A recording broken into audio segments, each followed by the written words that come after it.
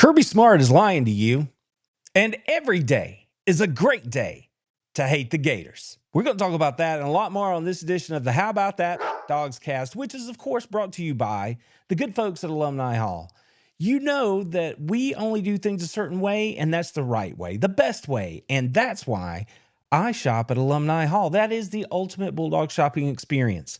They have the best collection of Georgia Bulldog apparel, gifts, whatever you need. And remember, you can get 15% off every time you shop with Alumni Hall in the app, in the store, or online just by using my exclusive code, HBTFD15.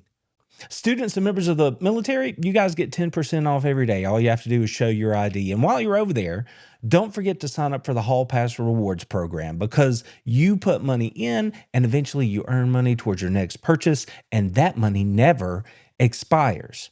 You just can't beat that. Alumni Hall, where dogs shop. It's that week again. It's officially hate week. I don't do that all the time. There's a lot going on this week. There's a holiday coming up. There's Florida coming up. The SEC is a mess. I think we should just get into it. The Florida Gators. That's what's on deck for the Dogs this week. The annual trip down to Jacksonville. The trip that some people love, some people hate. But the bottom line is it always seems to be weird when you go down there. For years, it seemed like whatever Georgia did, they just couldn't get it done. Whatever the breaks were, they were going to go against Georgia. Whatever the rosters were, it didn't seem to matter. Something funky was going to happen, and the Dogs were going to get tripped up in Jacksonville. Now, that was my experience because I was born a little too late to fully remember the dominance of the Dogs in the 70s and 80s when you had Herschel and, Lars Tate and Garrison Hurst.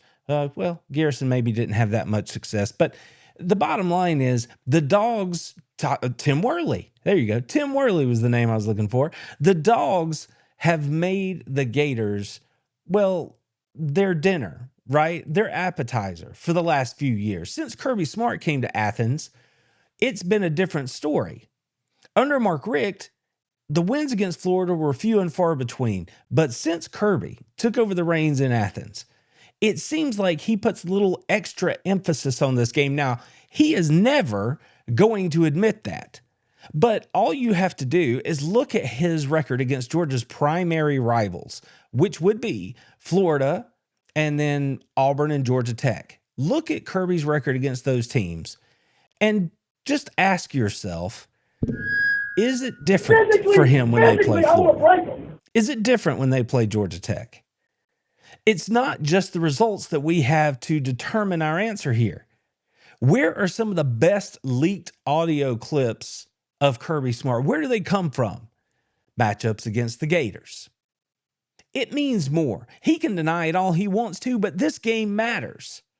They talked about that this week. He was asked directly. But see, the thing about the world's largest outdoor cocktail party, that's right. We still call it that around here. The thing about the world's largest outdoor cocktail party is that it does mean something different for Kirby Smart. He can say it doesn't all he wants to. He can say it all he wants to. In fact, he said it this week to the media, but that doesn't make it true. A lot of memories because I've seemed like I've coached every Georgia-Florida game that I've been involved in has been there. So it's been some really good battles, some great games, and then played there, I guess, 3 or 4 times. I'm not sure how many times because we had one here. But I don't think there's anything that really sticks out like just as, some great wins and some tough losses. Not a lot. I mean, we talk about the things that are facts about the history of the game, which are like, the team that rushes, the team that does this, the team that things that are obvious, explosive plays. You have more explosive plays than them, you're probably going to win. You have less turnovers than them, you're probably going to win. If you rush the ball better, you've got a good chance of winning. There's things that are facts about that, and then there's things that are just part of history. And to be honest with you, I'm focused on what we got to do to play well and be at our best, and I think we control that. Sure, Kirby, sure. I mean, that's what he should say. he's not going to give the Gators, especially the way they're floundering around down there in Jacksonville right now, he's not going to give them anything where they can look up and go, man, we got to get riled up and play Georgia. Frankly, I don't know what to make of this Georgia or this Florida team as we head into the game because we don't know what to expect. But the thing I do know is that the Georgia Bulldogs are going to treat it like it's the biggest, baddest, toughest Florida Gators team you've ever seen. They're going to do that because the Gators are Georgia's #1 rival. That is the top rival. And I know there are older Bulldog fans out there who are going to say, no, it's always Georgia Tech. Fine, if that's the way you feel. I'm just telling you, this is how I feel. And for the majority of the rest of college football, this is the way they view it. Even the Deep South's oldest rivalry holds a second-place candle to the Florida Gators. And a lot of that has to do with the fact that they were both in the East for years. The series is what it is because you had streaky runs, right? Spurrier came in and elevated the Gators to a place that they had never been before. Frankly, they really haven't seen since. Yes, I know Urban Meyer did what he did, but that was more of a blip, not necessarily a sustained run.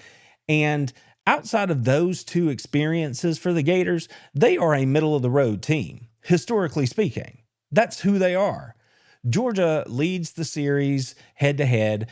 Georgia has won more titles. In every way, Georgia's a better football program. So if people want to come argue that fact, go for it. You won't find me arguing with you because there's nothing to argue. It's a fact. That's just the way it is. And since Kirby's come back, he has cemented that situation. But don't think for 1 second that he's going to look at this Florida team or he's going to allow his team to look at this Florida group and say, yeah, we can play down. That's not a team that we need to be worried about. In fact, it's going to be quite the opposite.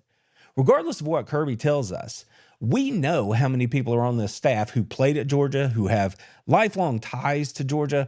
They know that Florida matters. They know that this game is the game for the majority of Dog Nation. And believe me, they are telling their players that very truth. I feel like the rivalry in itself, Coach Smart has done a great job of implementing how much this rivalry means. And Coach Schumann put up an edit inside the team meeting room when Coach Smart first got here. He asked all the guys in the room who all in here has beaten Florida. I think one person stood up. So since then, I guess it's been a big deal when it comes to Coach Smart implementing how much this rivalry means to him because he lost to Florida a lot when he was here. So, we're just trying to bring that back and bring that juice back to the rivalry. Make sure everybody knows this is a big game in this facility, and go on from there. Yeah, of course. Coming into this week, all the coaches, we acknowledge what type of game it's going to be. Coach Smart played in this game. We have a lot of coaches that have Georgia ties that know what this game means, and obviously they instilled that into us this week. And even earlier in the season, this is a game that we always highlight. We respect Florida a lot, so we're looking forward to playing them. See, the players aren't given notes about what to say when they go in there. They answer honestly. And Kirby answers honestly from the podium. The thing is, he's just not telling you the whole truth. He's just saying it in such a way that sticks to the way they run the program, which is steady as you go, treat every game the same. It's a one-game season. You know the drill here. But see, here's the thing. Kirby is one of only a handful of head coaches in college football today that are coaching at their alma mater, and he is by far the most successful among that group.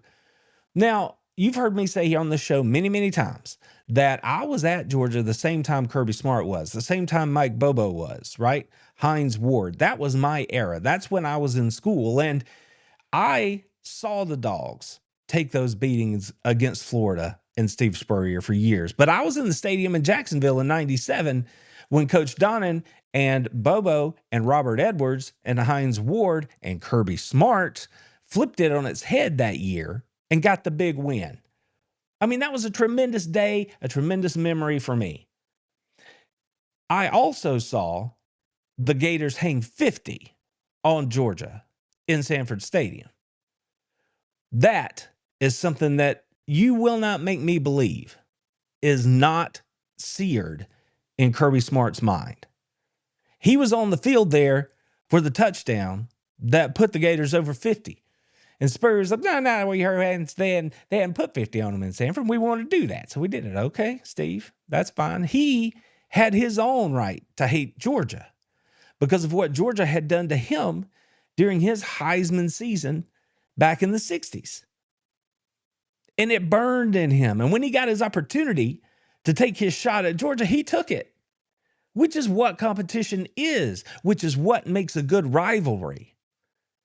So don't think for 1 second that Kirby Smart doesn't feel the importance of this game, doesn't feel the angst of this game.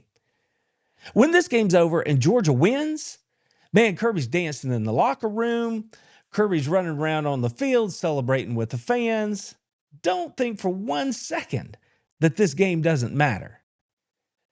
It's important not only to Georgia, the program, it's important to their head coach. It's important to Dog Nation, and it's more important than just another SEC game. If you don't believe me, ask somebody like Coach Donnan, who didn't have that much success in this series, or Coach Richt. Ask them how much it matters. For Coach Donnan, it was one of the things that led directly to them moving on to Coach Richt. He had done a really good job, but he couldn't beat Florida. So they went and got Coach Richt, and he beat Florida occasionally, but not the way we all wanted him to. And then Kirby showed up, and now Georgia fans are downright confident about the fact that they're going to go to Jacksonville and beat the Gators. I mean, I cannot even, it must be nice because I cannot even fathom that perspective. The 19, 20-year-old me who was at Georgia could not fathom that idea that we were going to go down there and own the Gators at Jacksonville. Couldn't get my head around it, I promise you. But now I'm kind of like everybody else. I'm like, yeah, we're going to go down there and whoop them. I still think it's going to be weird. I still think that it's a game that stuff can go sideways and you never feel safe until it's over. All of that's true, but it matters to these fan bases. This game is not just another game. It's not Georgia Ole Miss. It's not Georgia Kentucky or Tennessee or South Carolina. It's simply not. The neutral site has something to do with that, but that's not all it is. If they were playing home and home, it wouldn't matter. These two teams just don't like each other, and they're going to play hard, and it's going to matter when you come out on the other side. But this is the kind of thing, this is the kind of game, the kind of rivalry where photos like the one you see on your screen here with Gunnar Stockton with an alligator across his shoulders, right? With a big grin on his face. This is the kind of week that inspires photographs like this to be taken. Because what do we know about Gunnar? He is a Georgia Bulldog through and through. All he's ever wanted to do was play for the University of Georgia. And now he gets his shot in this rivalry. You think he's not going to be jacked up for this thing? You think Gunnar Stockton is not going to want to go out there and take his own piece of gator tail on Saturday? You better believe he will be. Georgia's going to need him to. Let me just get that out of the way right now. But this is the kind of game where, you know, think back to some of the historic things we've seen. Obviously, Herschel did his thing in the 80s. I mentioned Tim Worley and Lars Tate also back in the 80s. Eric Zier and those boys tried their best in the 90s, and they couldn't pull it off. But then you get Robert and Hines and Kirby and those guys, Alandis Gary down there, pull off the big win in 97. Then we all know what happened in 2007 when they stormed the field and jumped everywhere, a celebration for the ages, and the get back the next year from Florida. Again, that's what makes this rivalry great. But then you see players like Todd Gurley who make part of their legend against the Gators. You don't tug on Superman's cape. He went out there, returned in this game. You see him where they hit him over the middle on the little angle route. He caught a pass for like 5 yards and then took it something like 60 with a bad ankle. He played in this game hurt because it mattered. Georgia needed him to play. And then they come out there and tug on Superman's cape. And all he did was just eat him alive. That's what Gurley did. And what about Sony Michel and Nick Chubb when they had their turn? They went out there and stamped this rivalry with who and what they are and made it clear that their era of Georgia football was not like the ones that had come before them, and that they were going to do what they wanted to do, and Florida was going to like it.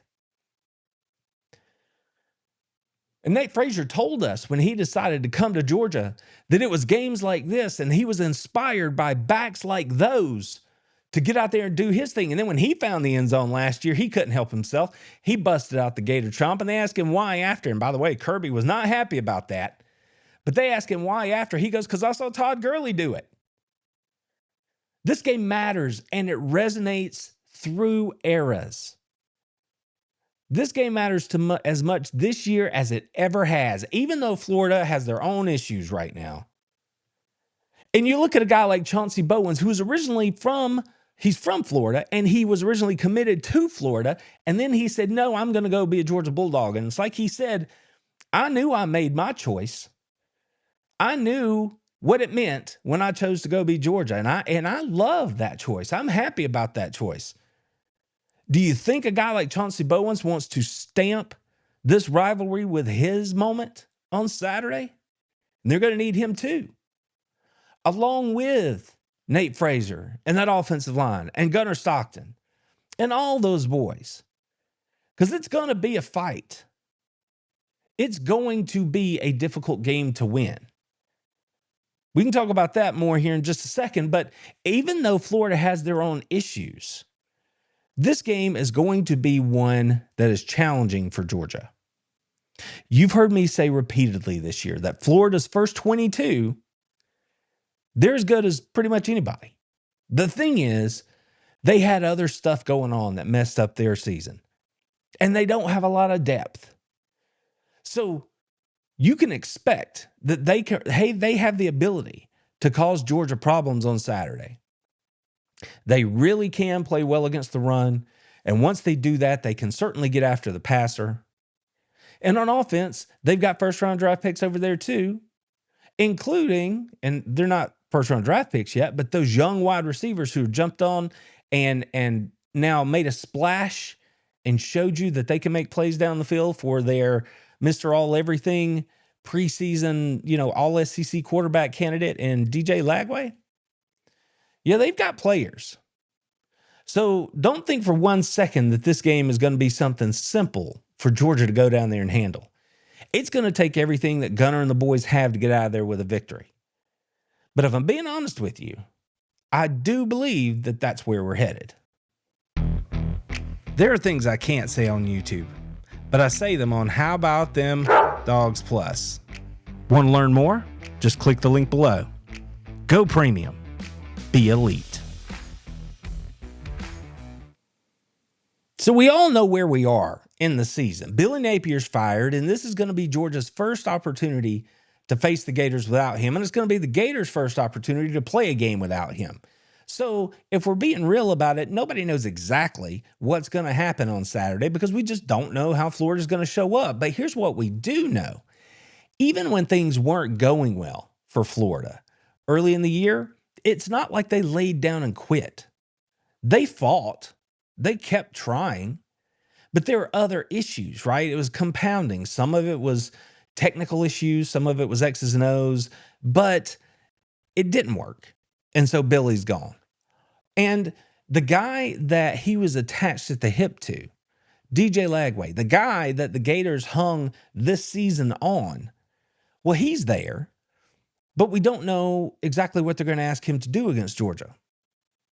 If we look at it really quick, I think this goes one of two ways. Florida has the choice.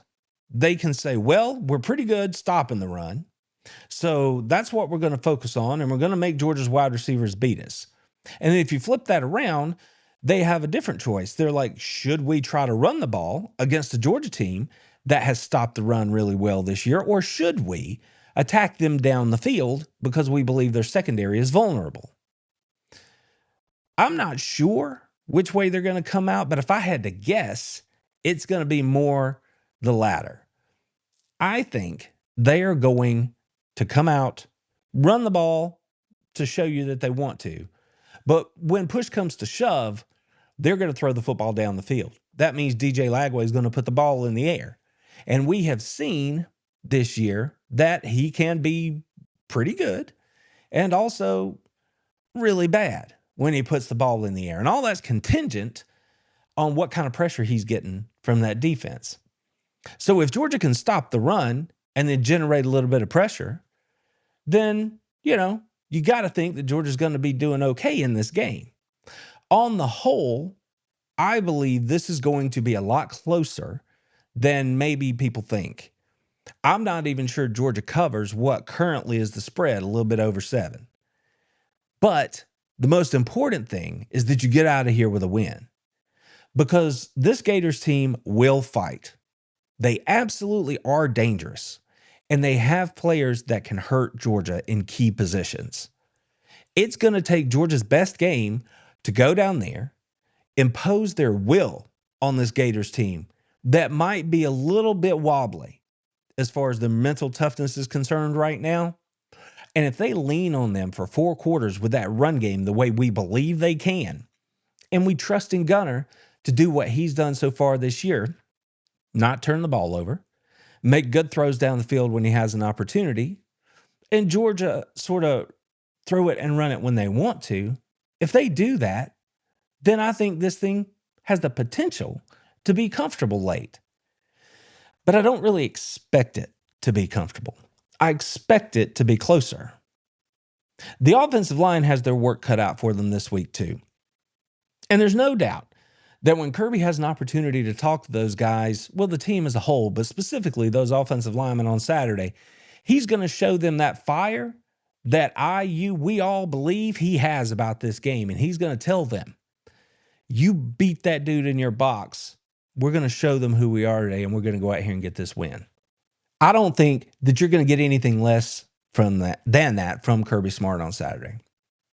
I think that as much as he wants to talk about how this is just another game, how this is the next one on the schedule, how this is a 1-game season and it's no bigger than any of the others, as much as he wants to say that, I don't buy it. Not for 1 second.